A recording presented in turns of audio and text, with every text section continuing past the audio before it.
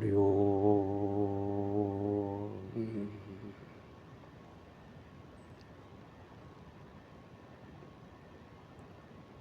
मैंने विगत 2 वीडियो सामूहिक दीक्षा प्रदान करने के उपरांत उत्तरोत्तर वृद्धि का ज्ञान प्रदान करने के लिए, क्योंकि उत्तरोत्तर वृद्धि में सामूहिक दीक्षा के बाद में ब्रह्मत्व दीक्षा आती है और ब्रह्मत्व दीक्षा के संबंध में यदि किसी साधक को ज्ञान नहीं होगा कि ब्रह्मत्व साधना क्या है और ब्रह्म के बारे में कुछ नहीं जानेगा तो उस साधना का उसको लाभ नहीं मिलेगा। इसलिए मेरा एक परम कर्तव्य बनता था कि मैं उस गोपनीय रहस्य को उजागर कर दूं जो ब्रह्मत्व साधना के लिए और ब्रह्मत्व दीक्षा के लिए अत्यंत उपयोगी है।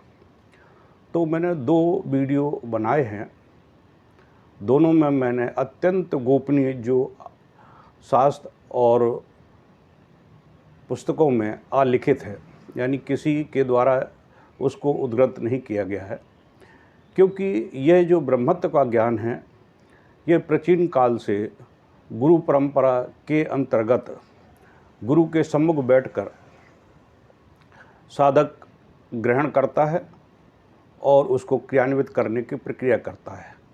क्योंकि यह जो गुण ज्ञान है, तत्व है, वह शब्दों में तो लिखा जा सकता है, परंतु उसका अनुभवात्मक जो प्ररूप है उसको क्रियान्वित नहीं किया जा सकता है। उस अनुभवात्मक को क्रियान्वित करने के लिए गुरु के समक्ष उपस्थित होकर उन गोपनीय तथ्यों को समझना अति आवश्यक है। जैसे कि मिसाल के तौर पर हमारे 10 द्वार हैं जिनसे हमारी प्राण शक्ति बाहर जाती है और शरीर को छोड़ती है। इसी प्रकार से हमारे शरीर में एड़ा पिंगला सुषुम्ना नाड़ी है जो शरीर में चेतनता प्रदान करती है और आध्यात्मिक पथ की एक पथगामिनी भी कहलाती है, क्योंकि इसके ज्ञान के बिना और इस रास्ते के चलने के बिना वह गंतव्य स्थल तक नहीं पहुंच सकता है। इसलिए इसे अध्यात्म जगत की पथगामिनी कहा गया है। और यह पथ जहाँ जहाँ मिलता है, इस पथ के 7 ब्रह्मावस्था बिंदु हैं जहाँ पर वह विश्राम कर सकता है और वहाँ भ्रमण करके, जैसे कि आप किसी तीर्थाटन में जाएं या पिकनिक में जाएं, तो पिकनिक में जाने के लिए जगह जगह पर जहाँ जहाँ भी आपको पिकनिक स्पॉट मिलेंगे वहाँ रुककर आप वहाँ के आसपास का आनंद ले सकेंगे। ठीक इसी प्रकार से ये अध्यात्म पथ के रास्ते पर जब आप चलने का प्रयास करेंगे तो इसके 7 रास्ते हैं, 7 यानी स्टॉप पॉइंट हैं जहाँ पर आप रुक कर उसका आनंद ले सकते हैं। जैसे मूलाधार से चले तो वहाँ का जो आनंद है, जैसे ही मूलाधार में आपने पैर रखा, पदार्पण किया, तो आपका डर, भय, शोक, चिंता ये तुरंत समाप्त हो जाती है और साधक की जो दृढ़ अवस्था है आसन वगैरह की, वह सुदृढ़ हो जाती है। अब स्वाधिष्ठान चक्र है, फिर इसी प्रकार से मणिपुर चक्र है और इसी प्रकार से अनाहत चक्र है, विशुद्ध चक्र है, आज्ञा चक्र है। इन 6 चक्रों का जो आनंद साधक ले लेता है गुरु के सामने बैठकर, वह एक परम अद्वितीय होता है। 6वें ग्रह आज्ञा चक्र में जब आकर वह ब्रह्म अवस्था को प्राप्त करता है तो वहाँ गुरु की पूर्ण कृपा चाहिए होती है तो मैंने जो दोनों वीडियो में स्पष्ट किया है कि जब कुंडलिनी ऊर्ध्वगामी होती हुई आज्ञा चक्र में स्थापित हो जाती है और गुरु कृपा से वह शास्त्रार्थ की ओर पदार्पण करती है, चलती है, तो उस ब्रह्मरंध्र में जहाँ ब्रह्मा का निवास है, क्योंकि मैंने अभी अपने पिछले वीडियो 106 में यह विदित किया है कि जब मानव शरीर की रचना ब्रह्मा जी कर रहे थे, तो उस समय क्या है कि माया और ब्रह्म दोनों को उसमें समाहित किया। तो माया को तो उन्होंने खुला छोड़ दिया और ब्रह्म के रूप में अपने आप को उस मानवीय प्राणी में अपने सूक्ष्म अवस्था में उसको स्थापित कर दिया कि जो विद्वान, जो जानकार, जो मनीषी होंगे और जो श्रेष्ठतम गुरु की शरणागत होकर मुझे ढूंढने का प्रयास करेंगे, मुझसे मिलने का प्रयास करेंगे, तो मैं उनसे सुलभ रूप में प्राप्त हो जाऊंगा और उसको अंगीभूत भी कर लूँगा। तो जो ब्रह्मा का जो स्वरूप है वह आत्मा का स्वरूप है। आत्मा का जो स्वरूप है वह ब्रह्मा का स्वरूप है। इसलिए हर आदमी, हर साधक, हर तपस्वी, हर योगी ये कहता है आत्मा से साक्षात्कार करो। जब वह विशिष्ट क्रियाओं के माध्यम से आत्मा से साक्षात्कार करने के लिए तत्पर हो जाता है और जब तत्पर हो जाता है तो वह ब्रह्म स्वरूप में अपने आप को स्थापित करता है, क्योंकि ब्रह्मत्व दीक्षा के बाद में जब भी वह पूर्ण चेतना के साथ में आत्मा से संपर्क स्थापित करता है तो वह ब्रह्म से साक्षात्कार करके उसकी जो ओरा है, आभा है, वह अत्यंत दैदीप्यमान हो जाती है। चेहरा पूरा दैदीप्यमान हो जाता है, वाणी में ओजस्वता, तेजस्वता आ जाती है और ऐसा साधक ब्रह्मत्व दीक्षा लेकर ब्रह्म से पूर्णता साक्षात्कार करने की स्थिति में पहुंच जाता है। इसका मैंने तथ्य दिया है। मैं अभी ब्रह्मत्व के बारे में और भी कुछ प्रकरणों को उजागर करूंगा, जिससे आम से आम साधक, छोटे से छोटा साधक भी ब्रह्म के बारे में जानकारी हासिल कर लेगा, जान लेगा कि आखिर क्या है। क्योंकि वर्तमान समय में आप देखिए कि जो अध्यात्म जगत है, अध्यात्म जगत में जो मूल चीज़ है, मूल से साधक पूर्णता परे हो गए हैं और गुरुओं ने जो पूर्णत्व प्राप्ति का जो साधन है वो पूर्णता गुमराह कर दिया है, साधक को पूरा भटका दिया है कि मेरे पास आ जाओ, मैं ये साधना दूंगा, मैं ये दीक्षा दूंगा, इतना पैसा दे दीजिए, ये दूंगा, ये दूंगा, ये साधना कर लो, ये साधना करने से ये हो जाएगा, वो हो जाएगा। तो उससे कुछ भी नहीं होने वाला। मैं सभी साधकों को इंगित कर रहा हूँ कि आप अपने दिल पर हाथ रखिए। आपने अभी तक जो साधनाएं संपन्न की हैं, क्या आपकी एकाध भी साधना प्रत्यक्षीकरण हुई है? क्या आप जिसकी साधना की है उसका आप सदुपयोग कर पाए हैं? जो अपने आप को महान गुरु, श्रेष्ठतम गुरु और अपने पीछे हजारों लाखों की भीड़ इकट्ठी किए हुए बैठे हुए हैं, वो भी अपने दिल में झांक के देख लें कि मैं किस स्थिति में हूँ। क्या उनको किसी देवी देवता के साक्षात्कार हुए? क्या उनकी कुंडली पूर्ण ऊर्ध्वगामी होते हुए वे शस्त्रार्थ का भेदन किया? क्योंकि जब साधक की कुंडली ऊर्ध्वगामी होते हुए शस्त्रार्थ का भेदन करती है तो वह साधक एकाकी हो जाता है, आम समाज से वह बिल्कुल परे हटकर खड़ा हो जाता है। वह छल, कपट, द्वेष, व्यभिचार और अन्य कार्यों से वह पूर्णता विमुख हो जाता है और वह एकाकी जीवन जीने के लिए व्यवस्थित हो जाता है और वह निष्प्रय विदेह रहते हुए, समाज में पूर्णग्रस्त जीवन में रहते हुए वह संन्यास युक्त अपना जीवन यापन करता है और निष्प्रय विदेह बना रहता है। उस गुरु का सानिध्य बहुत ही सुलभ, सरल भी है और दुर्लभ भी है, क्योंकि वह अपने चारों ओर माया का ऐसा आवरण बना कर रखता है कि कोई भी साधक उसके इर्द गिर्द नहीं आ पाता है।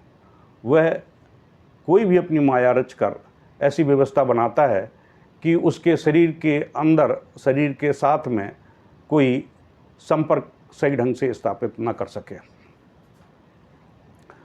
और जो ब्रह्म को जानते ही नहीं हैं, पहचानते ही नहीं हैं, ब्रह्म के बारे में उनको ज्ञान है ही नहीं है, ब्रह्मत्व के बारे में ज्ञान है ही नहीं है, वो ये कहेंगे कि आओ मैं तुम्हें फलानी दीक्षा देता हूँ, ढिकानी दीक्षा देता हूँ, तुम्हें सौभाग्य दीक्षा देता हूँ, तुम्हें संतान उत्पत्ति की दीक्षा देता हूँ, तुम्हें अटल अटूट धन संपदा प्राप्त करने के लिए लक्ष्मी साधना की साधना देता हूँ, दसों महाविद्या, काली, तारा, छिन्नमस्ता, धूमावती, कमला, त्रिपुट षोडशी, भैरवी इत्यादि साधनाओं की ओर आकर्षित करते हुए साधनाएं देता है। कहता है आओ मैं तुम्हें अप्सरा साधना संपन्न कराता हूँ, तुम्हें अप्सरा सिद्ध हो जाएगी, याक्षिणी सिद्ध कराता हूँ, याक्षिणी सिद्ध हो जाएगी, तुम्हें कुबेर साधना संपन्न कराता हूँ, कुबेर साधना सिद्ध हो जाएगी। तो यह केवल एक बरगलाने की स्थिति है। सभी साधक जो इस मेरे तत्व को सुन रहे हैं, वचन को सुन रहे हैं, वे अपने दिल पर हाथ रख कर देखें, जिन्होंने दीक्षाएं ली हैं और दीक्षा लेकर साधनाएं संपन्न की हैं, क्या वह उस चीज़ को प्राप्त कर पाए? भाई आप एक स्कूल में पढ़ते हैं, 1 साल तक आपने पढ़ाई की, तो पढ़ाई के बाद में जो परीक्षा होती है उसमें परिणाम सामने आते हैं। उस परिणाम में आप पास हुए? आपने जो साधना संपन्न की, पढ़ाई का मतलब है 1 साल पढ़ाई की, तो वो एक एजुकेशन का एक सिस्टम है कि 1 साल में आपका एग्ज़ाम होता है और आप पास हो गए तो पास हो गए, फेल हो गए तो फेल हो गए। इसी प्रकार से साधक का रहता है कि 1.25 लाख का अनुष्ठान किया, एक अनुष्ठान में आप कितना उसको गेन कर पाए, कितना प्राप्त कर पाए। दूसरा अनुष्ठान किया तब फिर क्या स्थिति हुई, तीसरा अनुष्ठान किया फिर क्या स्थिति हुई। मेरे सामने ऐसे ऐसे साधक आए जिन्होंने बताया कि मैंने करोड़ करोड़ मंत्र जाप कर लिए, लेकिन परिणाम शून्य है। इसका मतलब है कि आप पूर्णतः गुमराह होकर अपने जीवन का अमूल्य समय, अमूल्य धन, अमूल्य व्यवस्थाएं, जो आपका कर्म कर्तव्य है परिवार के पालन पोषण का, आप उसमें भी अपूर्ण होते चले जा रहे हैं, क्योंकि आपका धन, मन, चिंतन, विचार आधे में बढ़ गया। आधा तो आपका परिवार के पालन पोषण में चला गया, आधा इधर चला गया, और न तो वहाँ पूर्णता मिल पा रही है परिवार में, न आपको अध्यात्म जगत में पूर्णता मिल रही है। नतीजन ये है कि दोनों पाँव दो नाव में रखने के साथ जीवन यापन की, यानी नैया पार करने के लिए जो व्यक्ति इस प्रकार की व्यवस्था करता है वह अंततः डूब जाता है, क्योंकि 2 नाव में पैर रखकर नैया पार नहीं की जा सकती, नदी पार नहीं की जा सकती है। कभी भी झटकोरे आ सकते हैं, कभी भी एक पैर उखड़ सकता है और आप उस खाई में गिरकर, नदी में गिरकर आप अपने जीवन को समाप्त कर सकते हैं। और यही व्यवस्था होती है। मेरे सामने बहुत से साधक आए जो विचलन अवस्था को प्राप्त थे, जो खाई में गिरे तो, लेकिन वो संभल के एक तरफ कूद गए तो वो थोड़ा बेचारे घबरा कर किनारे लग गए। किनारे लगकर फिर किसी श्रेष्ठतम के पास में पहुँचे तो पूछा कि क्या है। तब मैंने यही बात कही कि 2 नाव में पैर रख कर नैया पार नहीं होती है। इसलिए सही सटीक ज्ञान को प्राप्त करें और सही मार्ग पर चलने की चेष्टा करें, सही गुरु का मार्गदर्शन लें, अपने बुद्धि विवेक का सदुपयोग करें, तो आपको निश्चय ही साधनाओं में भी सिद्धि मिलेगी और आपके मन, बुद्धि, विवेक, चिंतन में भी पुष्टता आएगी, दृढ़ता आएगी। आप घर परिवार को भी पूर्णता के साथ में संभाल सकेंगे और अध्यात्म जगत पर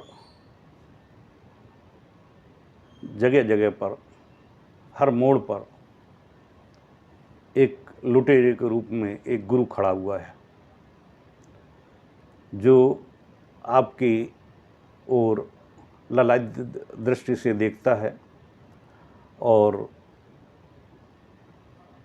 आपको गुमराह करके अपने पीछे लगा लेता है। जिस प्रकार एक मदारी होता है खेल दिखाने वाला, वो जब अपनी डुगडुगी बजाता है और चीखता चिल्लाता है कि देखो तमाशा देखो, देखो तमाशा देखो, मैं ये करता हूँ, मैं वो करता हूँ, तो क्या है, वो तमाशगीर के पास में तमाम भीड़ चारों ओर इकट्ठा हो जाती है और वो जब तमाशा देखने में सब निमग्न हो जाते हैं तो बस उसका लास्ट का एक ही उद्देश्य होता है कि आपने तमाशा देखा है, लाओ पैसे दो। तो यही जो प्रक्रिया वर्तमान समय में गुरुओं की चल रही है। वो तमाशगीर हैं, तमाशा दिखाते हैं कि मेरे पास ये साधना है, ये सिद्धि है, मैं ये दे सकता हूँ, मैं ये दीक्षा मेरे से ले लो, मेरे से ये साधना सिद्ध करा लो, इतने पैसे दे दो, इतना ये सिद्ध करने के लिए मैं इतना व्यवस्था करता हूँ, आपको गारंटी के साथ में देता हूँ कि आपका वशीकरण हो जाएगा, आपको उच्चाटन हो जाएगा, मारण मोहन हो जाएगा। तो इस प्रकार से जो बरगलाने की स्थितियाँ हैं, आप उनके पीछे मत पड़िए, क्योंकि हमारे सनातन धर्म का सर्वविनाश करने के लिए ऐसे ही लोग क्रियान्वित हैं, जिससे हमारा हिंदू धर्म और सनातन धर्म कलंकित हो रहा है।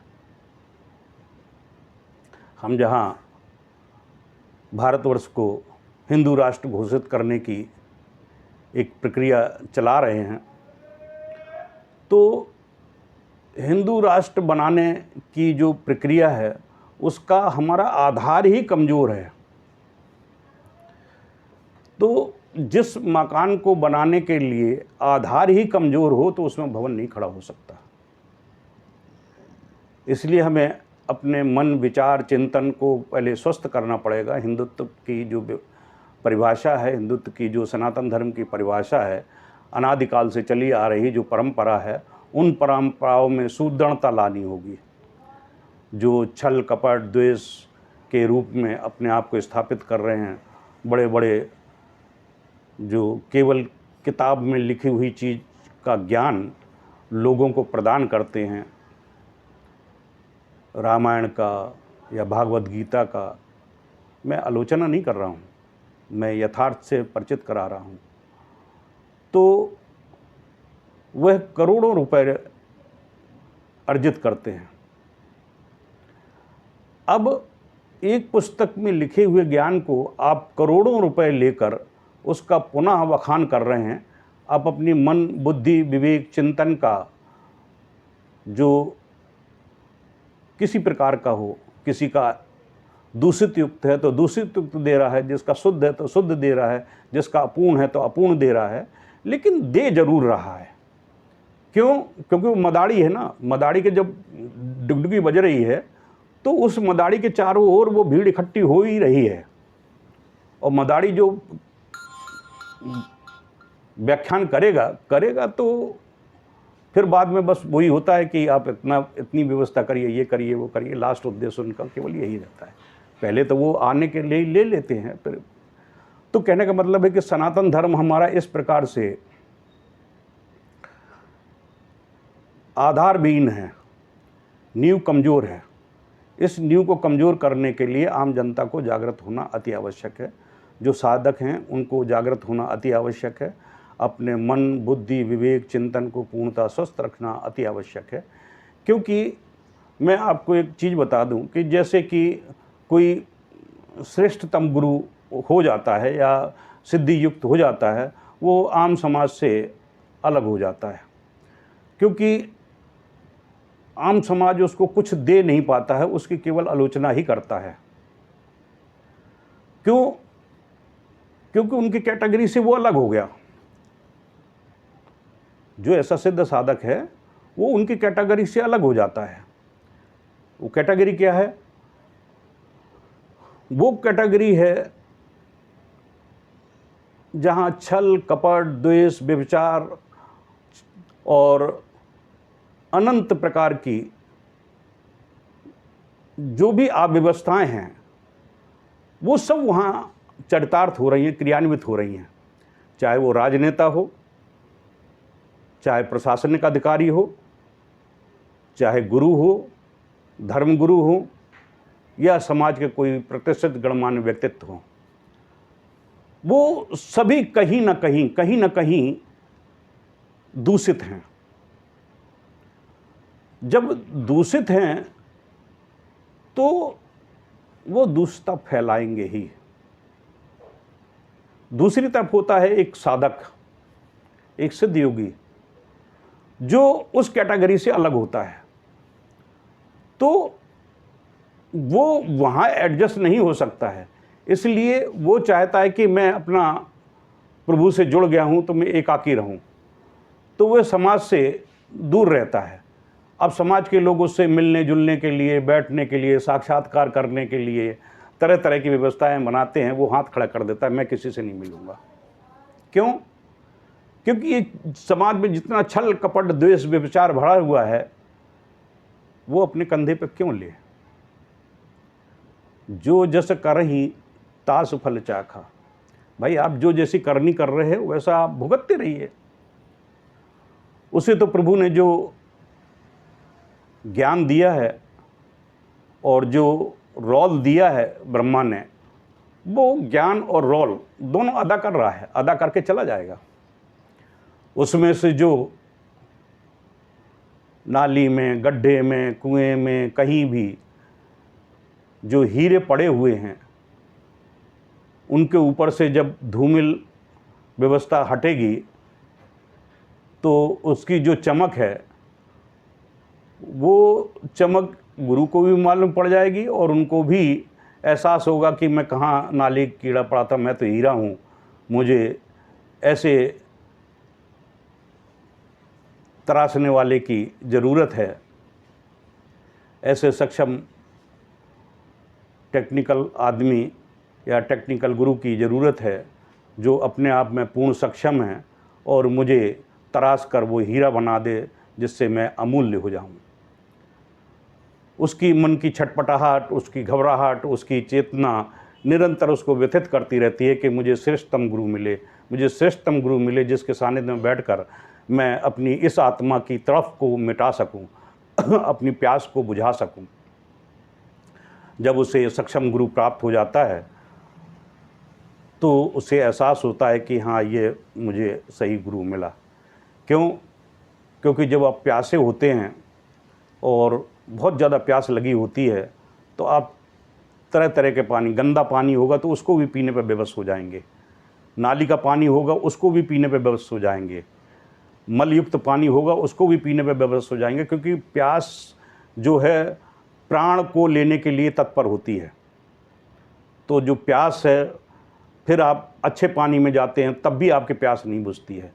लेकिन जहाँ शुद्ध जल मिल जाए, जैसे उदाहरण आरओ का पानी शुद्ध है, सही है, व्यवस्थित है आज विज्ञान के उसमें, या नदी का पानी, तो इस तरह का पानी मिल जाता है तो पीते ही वो छक कर पी लेता है और तृप्त हो जाता है कि आह, मुझे बड़ा आनंद आया पानी पीने में। तो इसी प्रकार से जो सक्षम गुरु होता है, श्रेष्ठ गुरु होता है, उसकी वाणी में, उसकी ओज में, उसकी तेजस्विता में, उसके आचार विचार, व्यवहार, क्रियाकलाप इत्यादि का वो जब पान करता है साधक, तो तृप्ति अनुभव करता है। जब तृप्ति अनुभव करता है तो निश्चित रूप से उसको पूर्णता प्राप्त होती है, क्योंकि उसमें उतनी ऊर्जा आ जाएगी। जैसे थका हुआ वो 10 किलोमीटर चला आया और प्यास लगी थी, उसे प्यास उसकी बुझ गई और प्यास बुझने के बाद में उसमें ऊर्जा आ गई। ऊर्जा आ गई तो वो नेक्स्ट 10 किलोमीटर आराम से चला जाएगा। जब प्यास लगी थी तो उसका शरीर पूरा थक गया था। तो कहने का तात्पर्य ये है कि जो साधक अध्यात्म पथ के रास्ते पर चलने के लिए प्रवृत्त है, अगर उसको सक्षम गुरु मिल जाता है और उसकी जो पिपासा है आध्यात्मिक पूर्णता को प्राप्त करने की, अगर उसे शांत हो जाती है तो वो पूर्ण तन्मयता के साथ में पूर्णत्व को प्राप्त कर लेता है। इसी उद्देश्य को लेकर मैंने शांभवी दीक्षा दी है, क्योंकि आजकल के गुरु जो हैं वो दीक्षा देते हैं, ना उनको कर्मकांड सिखाते हैं, ना कर्मकांडी बनाते हैं, उनको ना तो मंत्र जाप का ज्ञान है, ना माला घुमाने का ज्ञान है, ना उनको किस तरह से ज्योतिष की प्रक्रियाएं देखी जाती हैं जिससे कि साधना सिद्ध कर सकें। साधना में किस दिन बैठना चाहिए, किस दिन उठना चाहिए, किस दिन साधना नहीं करनी चाहिए, साधना के क्या नियम होते हैं, उन सब से वह अनभिज्ञ रहता है, उसको बताया ही नहीं जाता है। उसको तो केवल पैसा मिल गया, फोटो के माध्यम से या किसी के माध्यम से या प्रत्यक्ष रूप से आकर साधना सिद्ध करा दी, उसको छोड़ दिया गया। अब छोड़ दिया गया तो कमियां दोनों की हैं। आप बाज़ार में जाते हैं तो बाज़ार में ठोक पीट कर सामान लेते हैं, और जब गुरु चयन करने जाते हैं तो आंख बंद करके ले आते हैं। नतीजन ये होता है कि आप ठगा सा महसूस करते हैं। तो आप ठगा सा महसूस मत करिए, आप पूर्णता देखिए, समझिए और उसका आकलन करिए, क्योंकि ईश्वर ने तुम्हें ज्ञान दिया है, बुद्धि दी है, चेतना दी है। उस पर चेतना के साथ में उस मन बुद्धि विवेक के अनुसार से उसकी विश्लेषण करने की क्षमता केवल मानव प्राणी में दी है, अन्य किसी में नहीं। इसलिए उस चीज़ का विश्लेषण करिए। जब विश्लेषण करेंगे तो जो निर्णय निकलेगा वह बिल्कुल सटीक और प्रमाणिक निकलेगा। उस सटीक प्रमाणिक निर्णय को अपने साथ में लेकर अपने बुद्धि विवेक का यूज़ करते हुए आप सही रूप से चयन करें, इसी में आपका भला है। इसलिए मैंने जो ब्रह्मत्व साधना देने के लिए, ब्रह्मत्व दीक्षा देने के लिए मैं तत्पर हुआ हूँ, तो मेरा केवल एक ही उद्देश्य है कि मुझे लाखों करोड़ों की भीड़ कर नहीं चाहिए। अगर मैं शांभवी दीक्षा और विभिन्न दीक्षाओं को संपन्न कराने के उपरांत ब्रह्मत्व दीक्षा साधकों को दे देता हूँ, तो मेरे जीवन में अगर 2-4 ही मिल गए तो मेरा कार्य पूर्ण हो जाएगा। जैसे परम पूज्य गुरुदेव डॉक्टर नारायण दत्त श्रीमाली कहते थे, मेरे पास में लाखों करोड़ों की भीड़ है, और लाखों करोड़ों की भीड़ में जो हीरे चमक रहे हैं ना, वो मुझे मालूम है। मेरा फोकस केवल उन हीरों को चयन करने का है। मैं उनको तराश रहा हूँ, और तराशने के बाद में जब वो हीरे चमक कर आ जाएंगे तो उठाकर मैं अपने बटन में लगा लूँगा। तो गुरुदेव के जीवन में बहुत व्यथा रही, बहुत परेशानी रही, और अंत समय तक रही कि मुझे ऐसा कोई साधक नहीं मिल पाया। आपने उनके प्रवचनों में सुना होगा, उनके दर्द को सुना होगा कि मेरा इतना समय, जीवन का अमूल्य समय हीरो को ढूंढने और तराशने में चला गया। अंत समय में उनके साथ में बहुत बुरा षड्यंत्र किया गया। उनके ज्ञान, उनकी चेतना, उनकी ऊर्जा पर बहुत आघात किया गया, और उनको किस स्थिति में अपने आप को मृत्यु का वरण करना पड़ा, वो एक बड़ी दयनीय दुर्दशा रही। तो मैं भी वो कह रहा हूँ कि अब गुरुदेव ने जो ज्ञान मुझे प्राप्त किया है, दिया है, और मैं उनसे वचनबद्ध हूँ कि गुरुदेव आप बिल्कुल निश्चिंत रहिए। आपने जितना ज्ञान मुझे दिया है, अपनी ज्योति से इस ज्योति को जलाया है, तो पूर्ण सक्षमता के साथ में, पूर्ण दिव्यता के साथ में, और पूर्ण पूर्णता के साथ में, पूर्ण प्रामाणिकता के साथ में मैं आपका ज्ञान यथा योग्य शिष्यों में जो योग्य पाए जाएंगे उनको प्रदान करूँगा। मैं अपने पीछे भीड़ इकट्ठा नहीं करूँगा, मैं एक आपसे बिल्कुल अलग होकर चलूँगा।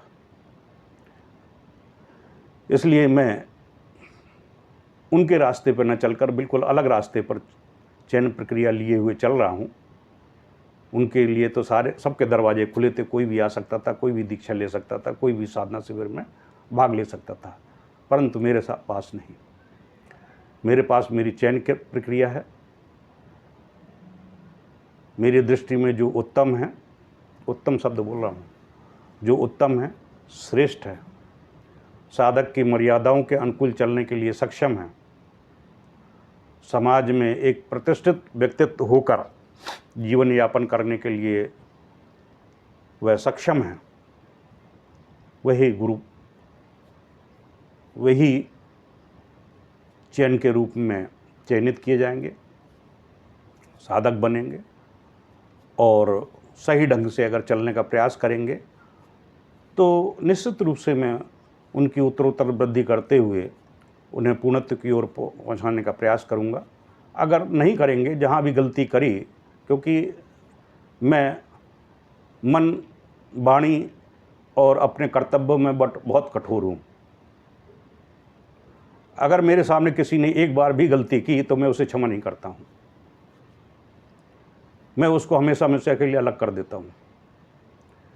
यह मेरा कठोर वह है, इसलिए बहुत संभल कर साधकों को चलना होगा, क्योंकि मैं अलग व्यक्तित्व का एक व्यक्तित्व हूँ।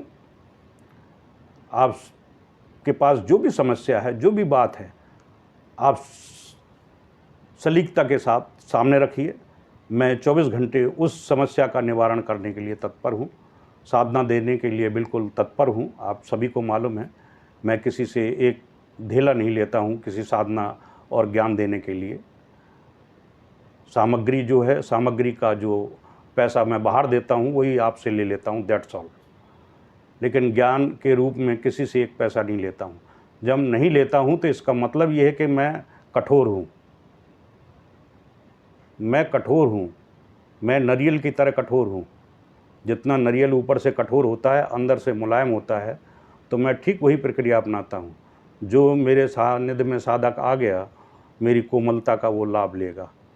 जो छल कपट युक्त और अन्य प्रक्रियाओं से मेरे पास आने का प्रयास करेगा तो नहीं आ पाएगा, क्योंकि मेरी इच्छा के अनुरूप ही वो अपना आचरण कर पाएगा। मेरी इच्छा के अनुरूप ही लोग मेरे से मोबाइल पर बात कर सकते हैं, बात करते हैं। अगर मेरी इच्छा नहीं हुई तो आप कितनी भी कोशिश कर लीजिए, न तो आप मेरा सानिध्य ग्रहण कर पाएंगे, न मेरे से फ़ोन पर बात कर पाएंगे।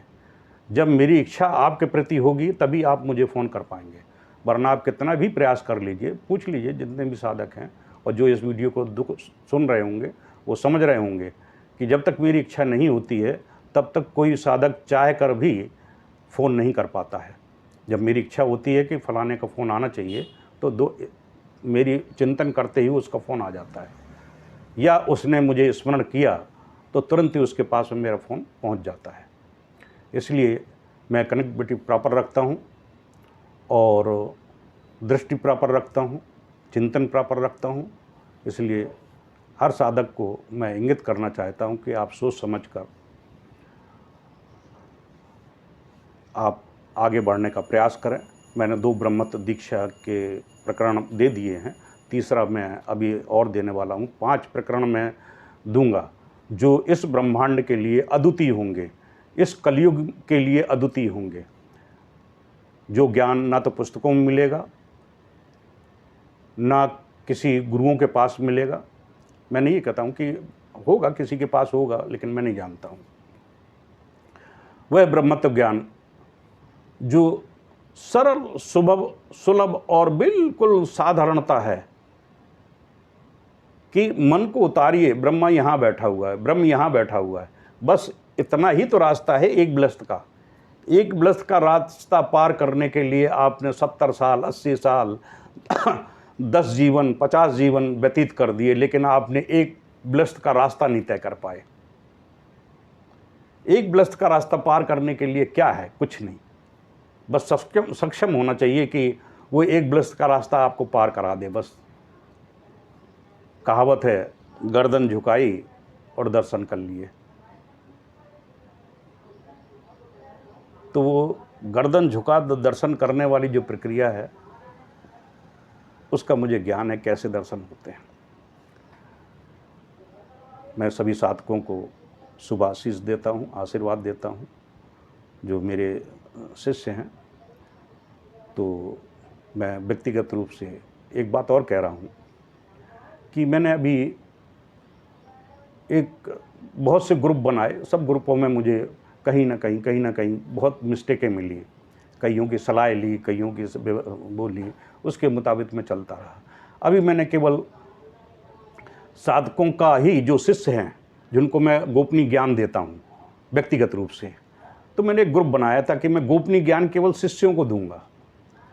तो कई साधकों का मेरे पास में फ़ोन आया कि गुरुदेव, आपने जो ग्रुप बनाया है उसमें क्या है, आपके लिए तो इंडिविजुअल हैं, व्यक्तिगत रूप से हैं, लेकिन वो आपस में ही सबके साथ कनेक्टिविटी हो जाती है। नतीजन ये है कि आपके शिष्य तो बन गए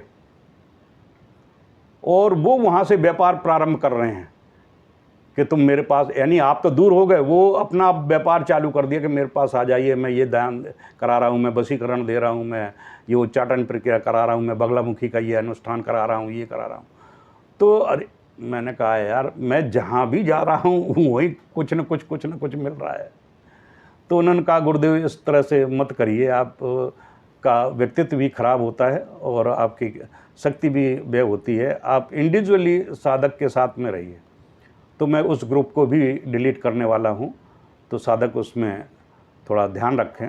मैं अब केवल मुझे समय तो लगेगा, अब समय लगेगा तो मैं व्यक्तिगत रूप से प्रत्येक साधक को जो मुझे व्हाट्सएप पर अपनी इच्छा व्यक्त करेंगे, उनको मैं व्यक्तिगत रूप से वही चीज़ प्रदान करने की चेष्टा करूँगा। और आप बिल्कुल खुले मन से आप मेरे से संपर्क करिए, जो आपको चाहिए है मैं आपका अंकन करूँगा और आपको देने का प्रयास करूँगा। इति श्री जय गुरुदेव। ये जो मेरे वीडियो हैं, तो मैं देखता हूँ कि व्यू आते हैं 500, 600, 700 के, 300, 200 के आसपास व्यू आते हैं। तो व्यू आने का मतलब शायद यही है कि लोग बाग देखते हैं वीडियो को। जब आप देखते हैं तो आप लाइक में तो हाथ मार सकते हैं ना। अगर आपने देखना प्रारंभ किया तो सबसे पहले लाइक में हाथ मार दीजिए। इसका मतलब ये है कि मैं जो वीडियो बनाता हूँ आप लाइक नहीं करते हैं, आप वीडियो को पसंद नहीं करते हैं, केवल आप सुनने के राजी हैं, उसे क्रियान्वित नहीं करते हैं। इसका परिणाम ये है। मुझे इससे कोई अंतर नहीं पड़ता है, क्योंकि मेरा उद्देश्य केवल ये है कि मुझे तो बोलना है और ज्ञान देना है तो दे दिया, दैट्स ऑल। लेकिन मैं उसके परिणाम देख रहा हूँ कि 500 लोगों ने इस व्यू हो गए, 500 लोगों ने इस वीडियो को देख लिया, लेकिन लाइक कितने आ रहे हैं? 10 या 15। कमेंट्स कितने आ रहे हैं? 12 या 13। अब आप परसेंटेज देख लीजिए कि क्या स्थिति आ रही है। इसलिए मेरे ज्ञान को आपको कैसा लग रहा है, मैं कमेंट बोलता हूं कि कमेंट्स में लिखिए आप कि आपको कैसा लगा, सही लगा या गलत लगा। गलत लगा है तो लिखिए ना गलत है। अगर अच्छा लग रहा है तो कुछ भी कमेंट्स तो लिखिए, जिससे दूसरों लोगों को मालूम पड़ता रहे, कि मुझे भी लगे कि हाँ यार, सामने वाले ने कुछ सुना तो और समझा तो कम से कम वीडियो देखते ही सबसे पहले लाइक करिए आप। तो मुझे लगे कि हाँ, मेरे साधकों ने कम से कम, मेरे अगर 5000 फॉलोअर्स हैं, 8000, 10,000 फॉलोअर्स बैठे हुए हैं, तो उनमें से कम जिन 500 लोगों ने देखा तो उसमें उनमें उस श्रेणी में 300 मेरे फॉलोअर्स हैं जिन्होंने लाइक किया है। क्योंकि मैं बोल रहा हूं तो उन्हें लाइक करना तो स्वाभाविक रहता है कि मेरे गुरु ने प्रवचन दिया है, तो मेरे गुरु के लिए मेरा बनता है कि मैं उनको पसंद करूं। तो आजकल का मीडिया जगत से वो पसंद की जो क्रिया है वो दर्शा रही है। इसलिए सबसे पहले आप लाइक करिए, फिर उसको शेयर करिए अपने यारों दोस्तों में कि हाँ ये देखिए मेरे गुरुजी का ये प्रवचन है, ये ज्ञान दिया है, ये क्या आपको अच्छा लग रहा है। तो वो शेयर करने की प्रक्रिया हुई। अब आप देखिए कोई किसी प्रकार का गंदा सा गाना इंस्टाग्राम में डाल देता है और 2 घंटे 4 घंटे नहीं बीतते हैं, मिलियन व्यूज़ आ जाते हैं, बिलियन लाइक आ जाते हैं। इसका मतलब कि आध्यात्म जगत पे क्या ये प्रक्रिया नहीं लागू होती है? यानी गंदा सा गाना, गंदा सा मैं इस वजह से कह रहा हूँ कि आजकल की जो जनरेशन है उसको क्या पसंद है वो इससे मालूम पड़ता है कि उसने जो एक टोन गाई, टोन गाते ही मिलियन उससे व्यूज़ मिल गए। और एक जो साधक है, गुरु है, जो सही ज्ञान देने के लिए तत्पर हो रहा है, उसको 10 या 15 या 20 ही लाइक मिल रहे हैं, व्यूज़ मिल रहे हैं। तो समाज की क्या स्थिति है ये दर्शाती है। जैसी आपकी इच्छा। जय गुरुदेव।